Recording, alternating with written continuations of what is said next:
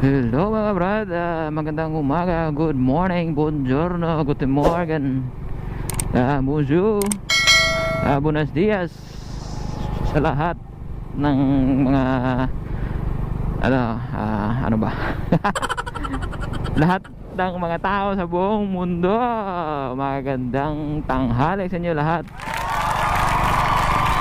Dito na naman pala tayo mga brad, nagbabalik si Motocliff para sa bagong vlog natin ngayong araw na to. Medyo minalas tayo ngayon brad kasi inaabot ako ng ulan. Papunta akong Argao ngayon mga brad kasi may papaayos ako sa motor natin, si Smash. May pupuntahan akong isang doon, machine shop. May papatornohan ako sa parte ng gulong natin sa yung sa flange hub. May papatorno ako kasi maluwag na yung lagayan niya ng bearing. Kaya umaalaog minsan lumalagotok. Ay, malas talaga. Pinalubong ko yung ulan mga brad. Seriously, what the fuck are you doing? Ay nako po Lord.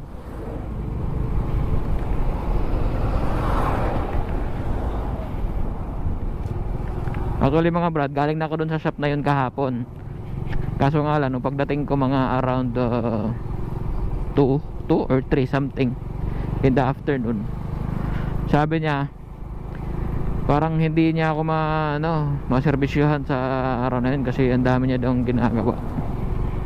May pa siya, may niribor na sasakyan. So for sure, hindi lang isang block yun. Isang block yun pero maraming piston yun. So hindi madali. Marami-rami. So advice niya sa akin, balik na lang daw ako balik na lang daw ako kinabukasan. So ayun, balik tayo ngayon. Malas, inaabot pa ng ulan. Kahapon napakasarap ng biyahe ko kahapon kasi hindi masyadong mainit. Tsaka walang ulan, maliwalas yung panahon kahapon. Ngayon, ay nako, ulan pa more. Wala tayong magagawa dyan mga brad. So tuloy-tuloy na lang, dito na tayo, napasubo na. Importante maayos yung natin, yung gusto nating ayusin. Kaya kung bago ka pa lang pala sa channel natin mga brad, huwag mo makalimutang mag-subscribe sa ating YouTube channel.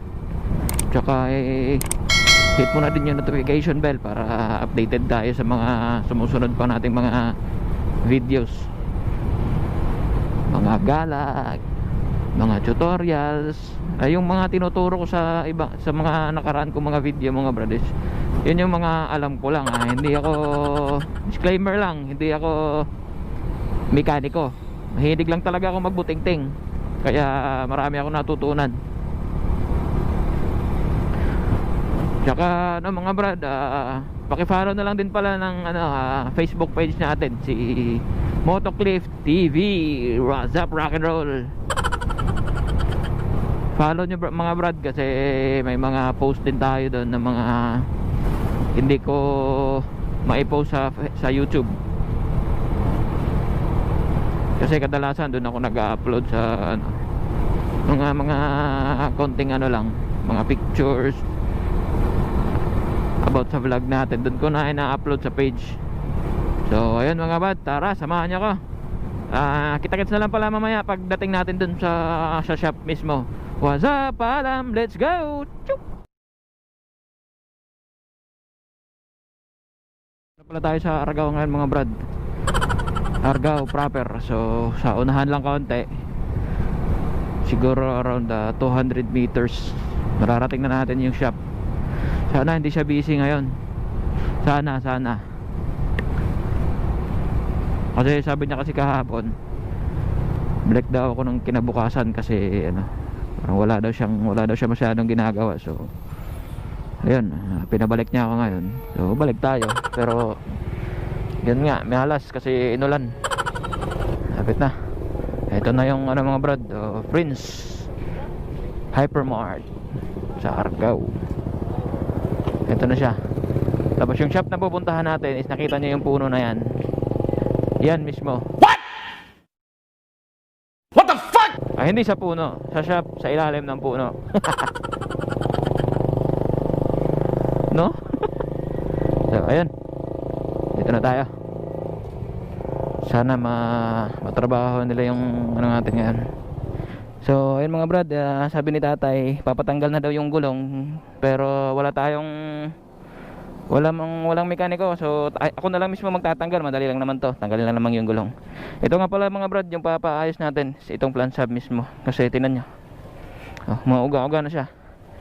Kasi yung lagayan ng bearing dyan sa loob, nilagyan ko lang siya ng tela para sumikip, kasi katagalan aftermarket lang din kasi ito eh. So siya, napudpud, lumaki yung lagayan niya ng bearing, kaya ko na lang, papatorno ko.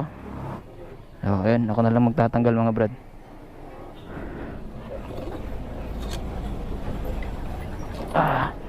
Ayun.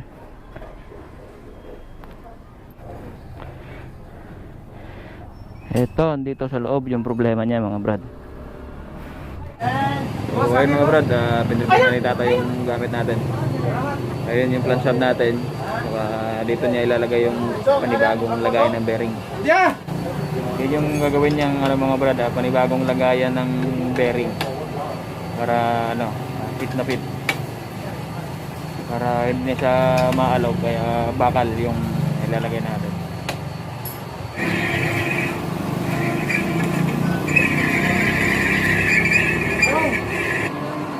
So kung kayo mga brad, may mga problema kayo sa mga parts ng motor nyo na sa bearing, o kaya kailangan ng machine shop, punta na kayo dito sa ito, galing shop ni Andre Boss? Binji version daw yung shop niya mga brad. So ang landmark niya, madali lang siyang tuntunin. Dito siya sa Argao, Cebu. Gilid lang siya mismo ng Prince Hypermart. Ito yung operator. Veteranong operator ng machine shop natin dito. Kaya kahit kung ano man yung mga problema diyan, kayang-kaya niyang gawin 'yan. Ayan mga brad, ilagyan na ni Chong ng thread yung Ayan yan.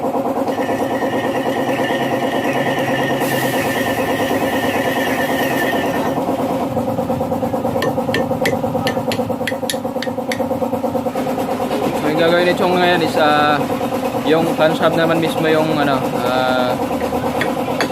lalagyan niya yata ng thread para magtugma dito sa ito. Yan mga brad, may thread.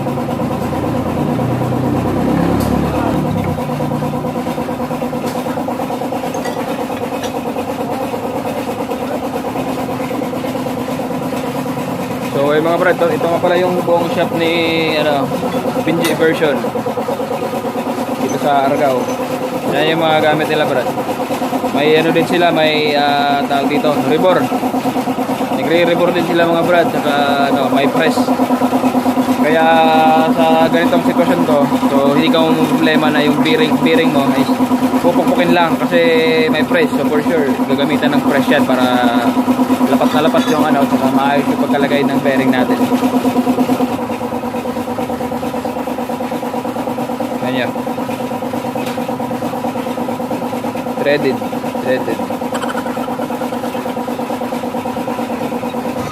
So ayun mga brad, yung plant shop na mismo yung ginawa sa ng torno ng parang naglid. Ito ganyan to. Buring bar. Pinalitan na ni Chong ng buring bar yung niya. Para ito yung gagawa yata ng thread sa loob. Ito mga brad, magagawa ng thread yan. So ayun mga brad, magtitimpla na si Chong ng pandikit para paglagay ng dun sa plant shop natin, hindi siya matatanggal kasi threaded na siya. Nilagyan pa siya ng pandikit, so napakatibay talaga mga brad. Kasi sabi niya marami daw kasing nangyayari kadalasan sa raider, mga sniper, nasisira talaga yung plant shop kasi sa pwersa ng motor. Ito yung dito kumakapit kasi dito banda yung tawag dito kadena.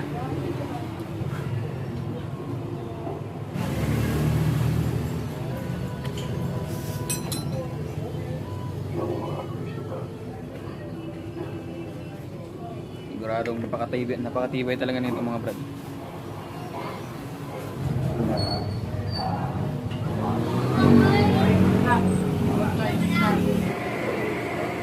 So ayun mga brad, labas muna tayo saglit kasi papakita ko sa inyo kung ano talaga yung itsura ng shop sa labas para hindi kayo mahirapan sa pagtuntun sa shop na to.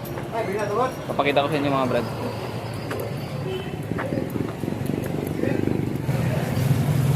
So ayun mga brad, ito nga pala yung shop niya. Ito yung malaking kahoy sa unahan ng unahan ng hypermarket, Prince Hypermarket. Ito yung shop niya. Dito sa likod, ito yung gumagawa ng mga tricycle. Kasama din yan, buong shop. Kasama yan. Saka ano lang pala yung ayun, yung Prince Hypermarket. Ayan. Ito yung pala yung motor natin mga brad.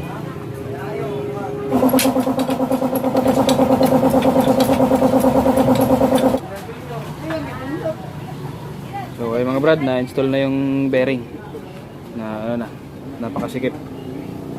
Sikip.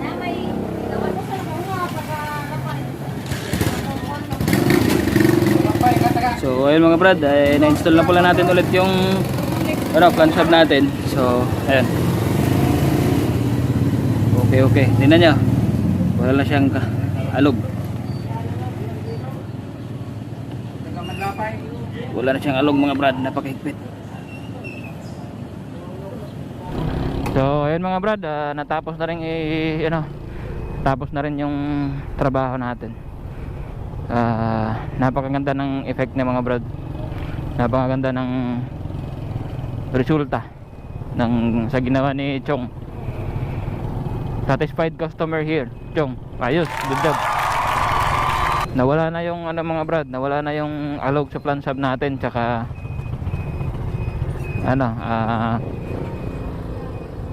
okay na talaga yung niya, ikot. So mga brad, pabalik na pala akong Dalagit ngayon. So hanggang dito na lang muna.